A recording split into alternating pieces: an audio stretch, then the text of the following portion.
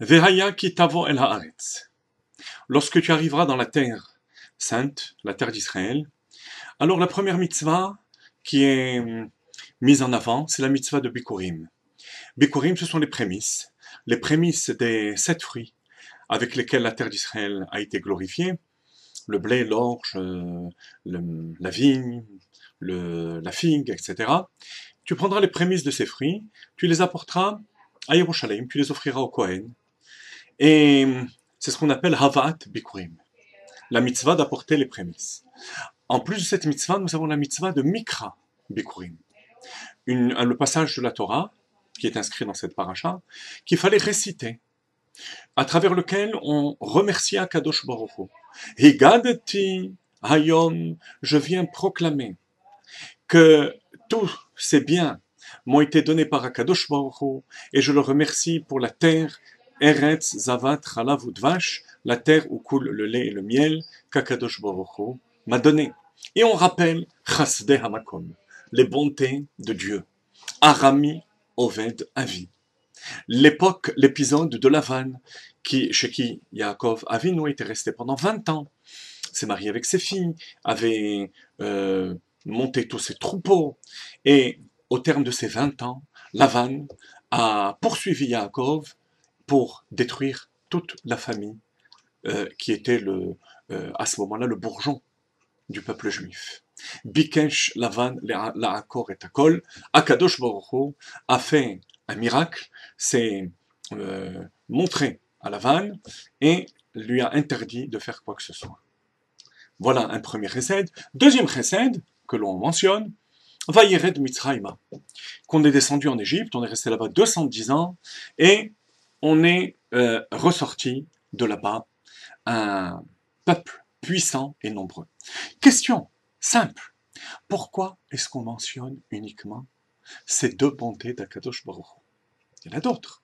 Il y a l'épisode d'Ésaü, le combat de Esav et Yaakov, qui a précédé d'ailleurs, au départ, celui de Lavan. Il y en a eu un autre après, il y en a eu un autre avant. Ensuite, il y a eu tous les autres miracles. Kriyat Yam Souf, le miracle de la mer Rouge, les 40 ans dans le désert. On ne mentionne que Lavan et l'Égypte. Pourquoi? Parce que c'est dans l'esprit même de la mitzvah de Bikurim.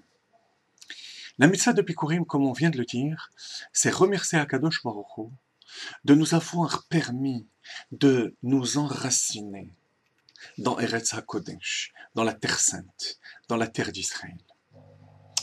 La terre où en hébreu on dit Mitiashev, on va être Beitiashvut, on va s'y installer.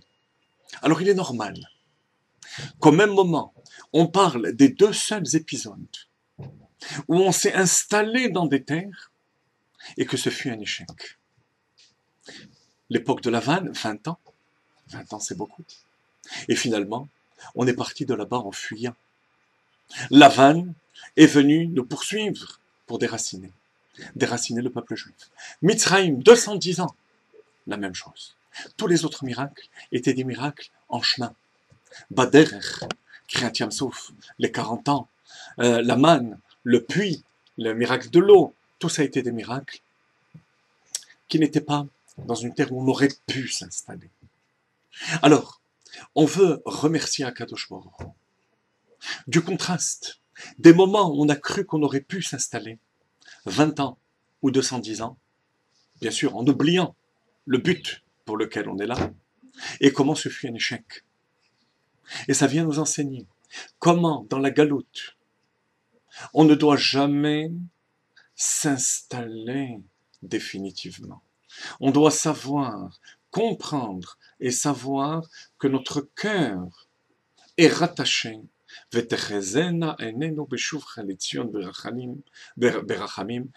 de la Hitiyashvut. Dans tous les pays où on se trouve, on est reconnaissant avec les pays. On essaye de travailler, d'œuvrer par rapport à tout ce qui peut être positif de l'endroit où on se trouve, momentanément.